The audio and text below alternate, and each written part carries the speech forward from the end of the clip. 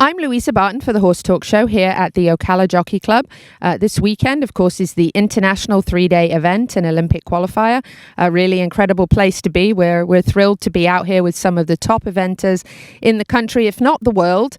Almost a couple of hundred riders signed up to compete here on incredible terrain, amazing footing. And I'm really thrilled to have Rick Wallace, my co-host, and also special guest Hallie Coon here with us at the Jockey Club to talk a little bit about this exciting event. Hallie, welcome to the show. Tell us a little bit about this weekend for you. So this is a big weekend for me. I have my mare, my 5-star mare, in the 4-star long, hoping to qualify for the championships next year.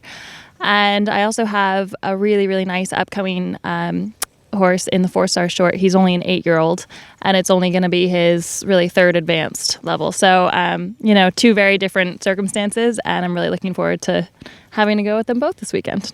Explain the long and short for our listeners. So the long format would be revised format from the old format of eventing that had the A, B, C, and D phases for the cross country.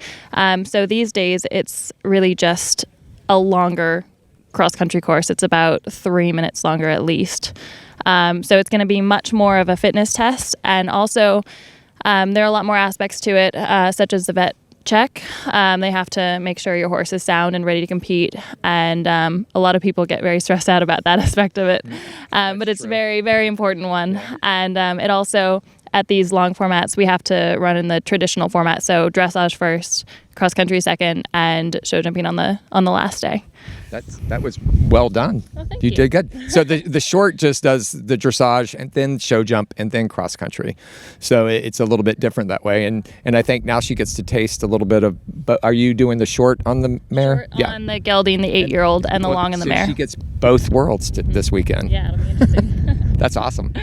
Talk about the journey up the stars. I know yours has been interesting, starting out with your sister's horse and sharing a bed and coming to Ocala and all the good stuff as you're kind of climbing the ranks to where you are. Yeah. And you've been like fearless and you've gone for it, and you've been to England and done the whole Cooley deal. And I mean, you've really incredible. Yeah. So, my first winter here, I was 16, and my sister and I came down, and we literally shared a room. It was a bit janky, but we had a great time. What a word! I'm using that. And no, I mean, I just sort of got hooked on it, and I've been here every winter since, and now I'm based here full time. But it's been a really interesting adventure because I've had all of these horses from the very start and been able to produce them all the way up the levels myself. And I think that's the way that I want to always do it, because I just feel like it's so much more rewarding, and I like to be at this level now knowing what my horse is going to do and how it's going to react, and that I can really trust him and rely on them. It's that partnership that Exactly. you need. I mean, and exactly what she says. I mean, when you know them inside and out, and you're out on course and something's going wrong or going right, you know how to react to what they're doing. You can help them out. They can help you. Yeah, and super. it's Super you've done that. I didn't even know that. Yeah. So I just learned something. It's amazing what you learn from this, Brett. Talk about balancing that. I know back in 2018, I think it was 2018, with one of your horses, you kind of took a bit of a big risk and decided to kind of fire the horse up and take a chance and hope for the best, and it worked out for you. But talk about how you balance firing up a horse to have that speed you need to get through the cross country, but at the same time still to manage it all, and then also to switch that horse back down again for dressage and to get them kind of back, sort of semi more relaxed. Right, exactly. So I think what you're referring to was my dressage at Poe last year, this time. And the mare is a really, really super horse on the flat. She's got the best brain you can ever imagine on the horse. She's right there with you. She thinks she's smarter than I am.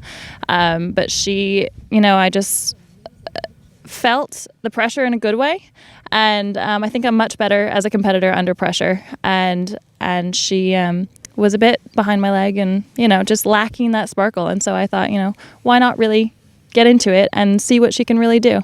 And I wouldn't recommend that normally. No. I think that's a really terrible idea, but on that day and that circumstance, it really worked for both of us. And I think since then I've been able to figure out the fundamentals of her as a horse and figured out how to ride her better. So now you'll see a whole different test, this weekend than you would have seen last year. It goes to that saying, it's the experience you get after you get it, right? Exactly. I mean, the famous phrase that Karen O'Connor uses all the time, you don't know until you know. Yep. And then, sometimes it's too late, but next time you implement it. So that's great. And that's something I would never do on the other horse I'm riding here, because I would not get a qualifying score. Nor would Elisa on Johnny. So, Exactly. There's the ones that you can do it to. Yep. It's cool that you can do that to her, and Right. you've learned that. That's Right. great. You just know. And she know is when. a beautiful mover. Yeah, That's thank you. amazing. She's very elastic.